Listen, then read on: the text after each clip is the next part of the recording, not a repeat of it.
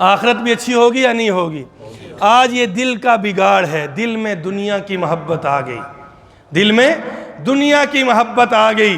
ہر انسان کہتا ہے اس نے زیادہ کمایا میں نے کم کمایا، یہ زیادہ کھا گیا میں نے کم کھایا، اس نے اچھا اچھا پہن لیا میں نے کم پہن لیا، اس نے اچھا اچھا بنا لیا، میرے پاس جو ہے کچھ ہے ہی نہیں کہ بنا سکوں، یہ گاڑی میں پھرتا ہے میرے پاس سائیکل بھی نہیں۔ آج ہر انسان یہ سوچتا ہے میں اس سے بہتر ہو جاؤں دنیاوی اعتبار سے۔ میرے بھائیوں یاد رکھیے، دنیا کی زندگی چند روزہ ہے، یہ کھیل اور تماشا ہے۔ اسے قرآن نے کہا ہے یہ غرور ہے، یہ تو دھوکہ ہے، یہ دھوکے کا گھر ہے، یہ مکڑی کا جالا ہے۔ اسے قرآن نے کہا انما ھذی الحیات الدنیا لعب و لہو، یہ کھیل اور تماشا ہے، یہ دنیا ختم ہو جانے والی ہے، میں نے اور آپ نے چھوڑ کے جانا ہے۔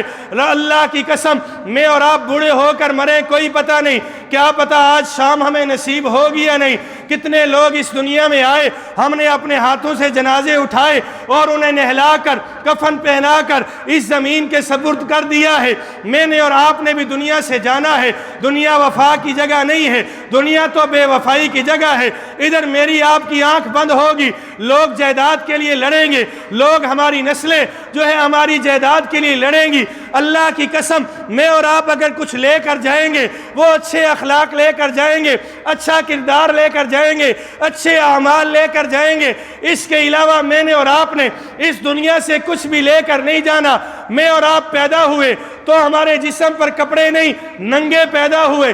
جب دنیا سے جائیں گے یہ سارے زرق برق لباس اتار لیے جائیں گے، یہ انگوٹھیاں اتار لی جائیں گی، یہ گھڑیاں اتار لی جائیں گی، یہ سارے کے سارے ہمارے جو ہم جس پر ڈیش اور ڈرامے کرتے ہیں یہ ساری چیزیں اتار کر ہمیں دو کپڑوں میں لپیٹ کر اللہ کے سپرد کر دیا جائے گا۔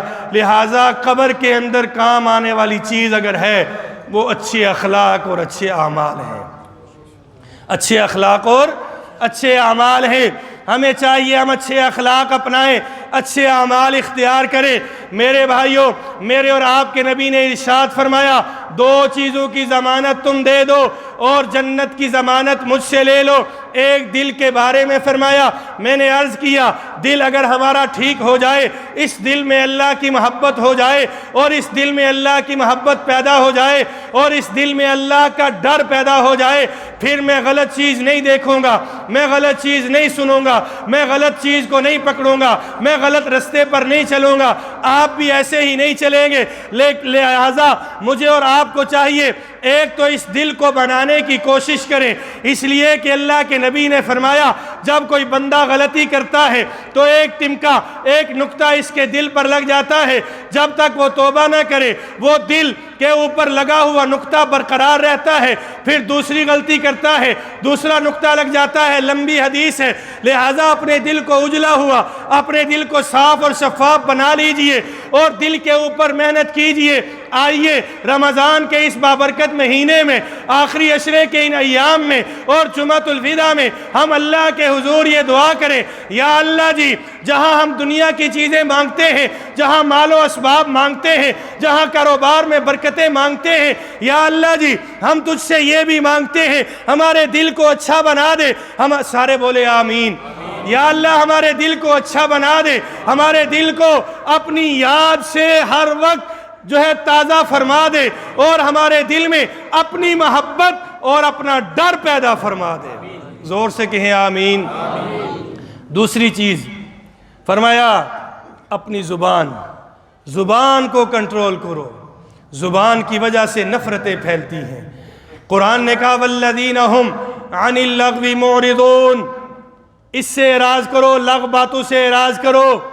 آج میں اور آپ فضولیات بکتے ہیں، میں اور آپ طرح طرح کی باتیں دوسروں کو سناتے ہیں، دوسرے غریب کو حقیر سمجھنے جاننے کے لیے اور اسے حقیر بتانے کے لیے آج میری اور آپ کی زبانیں چلتی ہیں، میری اور آپ کی زبانیں نفرتیں پھیلا رہی ہیں، کینچی کی طرح چلتی ہے، دوسروں کے دل پر وار کرتی ہے، دوسروں کے دل میں نفرتیں پیدا کرتی ہے۔ خدا را میرے بھائیوں میری طرف دیکھیے، میں ہاتھ جوڑ کے کہتا ہوں ہمارے معاشرے کی پستی کا بڑا ذریعہ یہ زبان ہے۔ اللہ کے واسطے اس زبان سے نفرت نہیں، محبت کو عام کیجئے۔ اللہ کے واسطے اس زبان کے ذریعے سے دوسروں میں محبت کو پھیلائیے۔ اللہ کے واسطے اس زبان کے ذریعے سے جو ہے قرآن پڑھیے، اللہ کے فرامین کو سنیے، اور نبی کریم صلی اللہ علیہ وآلہ وسلم کے فرامین کو پڑھیے، احادیث کو پڑھیے، اچھی اچھی باتیں اپنی زبان سے ادا کیجئے۔ جب چھوٹوں سے مخاطب ہوں تو شفقت سے مخاطب ہوں، جب بڑوں سے مخاطب ہوں ادب سے مخاطب ہوں، جب علماء کا تذکرہ کریں تو بہترین اور خوبصورت انداز سے اپنی اس زبان سے تذکرہ کریں، جب پڑوسیوں کے بارے میں بات ہو تو اچھے انداز سے بات ہو۔ غیبت سے بچیے، تہمت سے بچیے، دوسروں کے اوپر الزام تراشی سے بچیے، دوسروں کا دل دکھانے سے بچیے۔ آج میں اور آپ ہر گناہ کو گناہ سمجھتے ہیں، لیکن میری اور آپ کی کوئی مجلس غیبت سے پاک نہیں۔ اللہ کے واسطے اللہ کے نبی نے ارشاد فرمایا تھا، الغیبت اشد من الزنا، غیبت تو یہ ہے کہ جو زنا سے برا عمل ہے۔ آج میں اور آپ زنا کو برا سمجھتے ہیں، سر عام نہیں کرتے، چھپ کر بھی نہیں کرتے، لیکن کیا وجہ ہے؟ غیبت سر عام ہو رہی ہے۔ مولوی بھی غیبت کرتا ہے، تبلیغی بھی غیبت کرتا ہے، دیندار بھی غیبت کرتا ہے، عورتیں اور مرد بھی غیبت کرتی ہیں۔ ہماری کوئی مجلس ایسی نہیں جس میں غیبت نہ ہو۔ میرے بھائیوں، ہم اپنی آخرت خراب کر رہے ہیں غیبت کر کے۔ ہم گویا اپنے بھائی کے خون کو اپنے دانتوں سے چبا رہے ہیں اور کھا رہے ہیں۔ آئیے میں اور آپ رمضان کے اس بابرکت مہینے میں یہ بھی نیت کریں کہ آج کے بعد جان بوجھ کر کبھی غیبت نہیں کریں گے انشاءاللہ۔ غیبت نہیں کرنی، غیبت نہیں کرنی، بہت بڑا گناہ ہے۔ وقت نہیں ہے کہ میں اس کی تفصیل میں جاؤں۔ اور دوسرا، کسی کے اوپر تہمت نہیں لگانے۔ آج میں اور آپ، میں بھی اس میں شامل ہوں، میں اور آپ سارے کے سارے یہ سمجھتے ہیں کہ میرے کپڑے سفید ہیں، میرا دل بھی سفید ہے، میں بڑا پارسا، بڑا نیک اور رات کو اٹھ کر تہجد پڑھنے والا، قرآن پاک کی تلاوت کا اہتمام کرنے والا، اپنی نظروں کی حفاظت کرنے والا، اپنے کانوں کی حفاظت کرنے والا، اپنی شرمگاہ کی حفاظت کرنے والا، میں بڑا پارسا ہوں اور فلاں گناہگار ہے، فلاں یوں ہے، فلاں یوں ہے۔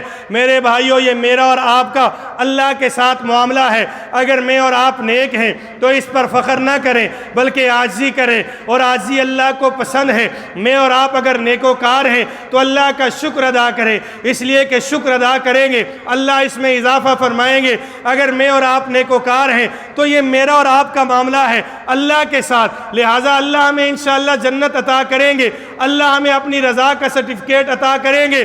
لیکن اس کا لوگوں کے ساتھ تو کوئی معاملہ نہیں۔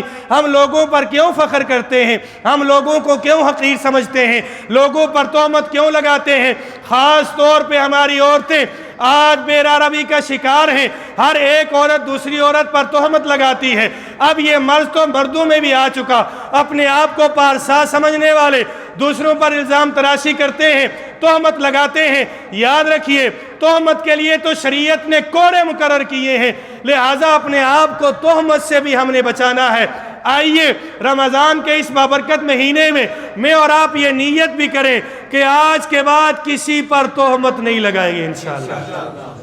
سارے نیت کرتے ہیں نا انشاءاللہ؟